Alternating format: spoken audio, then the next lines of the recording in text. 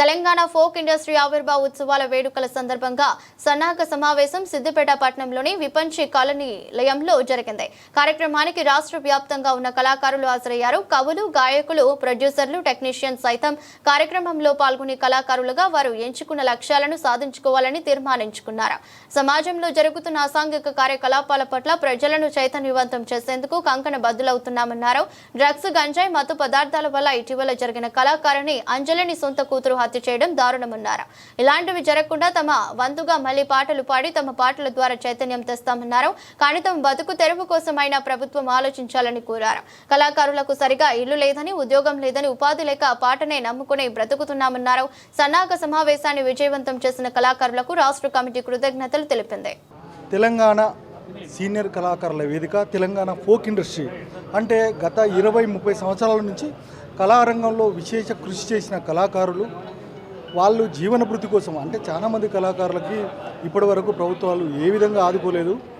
వాళ్ళని ప్రభుత్వం ఆదుకోవాలని, గత ప్రభుత్వం కొంతమందికి ఉద్యోగాలు ఇస్తే ఈ ప్రభుత్వం కూడా ఈ పేద కళాకారులకి, ఈ సీనియర్ కళాకారులకి చేయూతనివ్వాలని సంకల్పంతో తెలంగాణ ఫోక్ ఇండస్ట్రీ ఏర్పాటు చేయడం జరిగింది.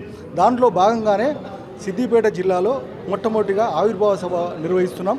ఆ ఆవిర్భావ సభను తెలంగాణ అంతా వ్యాపించే విధంగా ఈ సభ ఏర్పాట్లు చేస్తున్నాం. అది జూలై చివరి వారంలో, లాస్ట్ వారంలో ఏర్పాటు చేస్తున్నాం. అదేవిధంగా హైదరాబాద్లో కూడా ఓ కార్యక్రమాన్ని ఏర్పాటు చేస్తున్నాం. ఈ సిద్దిపేట ఆవిర్భావ సభకి తెలంగాణ ముఖ్యమంత్రి శ్రీ రేవంత్ రెడ్డి గారిని, మంత్రులను ఇన్వైట్ చేసి మా కళాకారుల సంక్షేమాని కోసం ఈ ప్రభుత్వం పెద్దపీట వేయాలని కోరుతున్నాం. దాంట్లోనే ఈ ప్రభుత్వ సంక్షేమ పథకాలు, ప్రభుత్వం ఏ విధంగా కార్యక్రమాలు చేస్తుందో అవి కూడా మేము ప్రదర్శిస్తాం. అదేవిధంగా సమాజంలో జరుగుతున్న బాధలు కానీ, ఇప్పుడు డ్రగ్స్ ఇట్లాంటి మహిళలపైన అఘాయిత్యాలు జరుగుతున్నాయి, దానిపైన కూడా మా నుంచి కళా ప్రదర్శనలు ఉంటాయి. ఇది అతిపెద్ద ఎత్తున ఈ సిద్దిపేటలో నిర్వహించడానికి మేము ఏర్పాట్లు చేసుకుంటాం. దానిలో భాగంగానే ఈ సన్నాహక సమావేశం సిద్దిపేటలో ఏర్పాటు చేసుకున్నాం.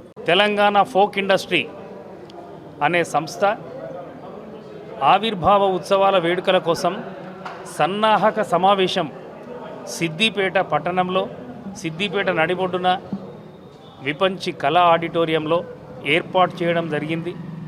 ఈ సభా కార్యక్రమానికి తెలంగాణ ఫోక్ ఇండస్ట్రీ అతిరథ మహారథులు, కవులు, గాయకులు, ప్రొడ్యూసర్లు, టెక్నీషియన్స్ అందరూ కూడా రావడం జరిగింది. అందరి సలహాల మేరకు, సూచనల మేరకు మేము చేయించుకునేటువంటి లక్ష్యం, మేము ఎంచుకున్నటువంటి ఆ లక్ష్యం, మేము సాధించుకోవాలనుకునేటువంటి ఆ గమ్యం కోసం ఈ సమావేశం జరిగింది. ఈరోజు ఈ సమావేశంలో మేమందరం కూడా తీర్మానించుకున్నది ఏమిటంటే, మేము చేయవలసినటువంటి ఒక పెద్ద ప్రదర్శన, ఆ పెద్ద ప్రదర్శన అంతా కూడా రాష్ట్ర వ్యాప్తంగా స్ప్రెడ్ కావాలి. అది రాష్ట్ర వ్యాప్తంలో మేము చేసేటువంటి కార్యక్రమం ఏమిటంటే ప్రజలకు ఒక మెసేజ్ ఇవ్వడం. ఆ మెసేజ్ ఏమిటంటే ఒక సాంఘికంగా, ఒక సంక్షేమంగా ప్రజలు చైతన్యవంతంగా ఉండాలి. అటువంటి మెసేజ్ను మేము ఈ తెలంగాణ ఫోక్ ఇండస్ట్రీ నుంచి సిద్దిపేట గడ్డ మీద ఆ పెద్ద సభ పెట్టి ఇవ్వబోతున్నాం. ఆ సభలో అతిరథ మహారథులు, పెద్ద పెద్ద సింగర్లు, సినిమాలకు వాడి సినిమాలకు రాసేటువంటి రైటర్లు, సింగర్లు, యూట్యూబర్స్, సెలబ్రిటీలు అందరూ కూడా వచ్చి ఆ మెసేజ్ని ఇవ్వడం జరుగుతుంది. ఈరోజు సమాజం ఏవైపు వెళ్తుంది, ఏమైపోతుంది, డ్రగ్స్, గంజాయి, మత్తు పదార్థాలు. నిన్న మొన్న చూసిన మా కళాకారిణి సోదరినే సొంత కూతురు చంపేసింది, కడుపున పుట్టినటువంటి కూతురు. అంటే సమాజం ఏవైపు వెళ్తుంది, ఎట్లా జరుగుతుంది?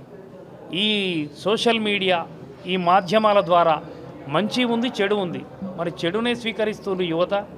ఈరోజు మేమందరం కూడా వృద్ధులం కాదు, నవయువకులమై మళ్ళీ పాటలు పాడి మా పాటల ద్వారానే ఎన్నో రాజ్యాలు వచ్చినాయి, ఎన్నో రాజ్యాలు కూలినాయి, చైతన్యం వచ్చింది, విప్లవాలు జరిగినాయి, విప్లవాల కోటలు బద్దలైనాయి. అలాంటి విప్లవాన్ని మళ్ళీ తీసుకొచ్చి సమాజంలో మార్పు కోసం, సమాజంలో ఓ సాంఘికమైనటువంటి అభ్యయన కోసం, అభ్యర్థన కోసం మేమంతా కూడా పాటలు రాసి మళ్ళీ పాడి ఆడి అలాంటి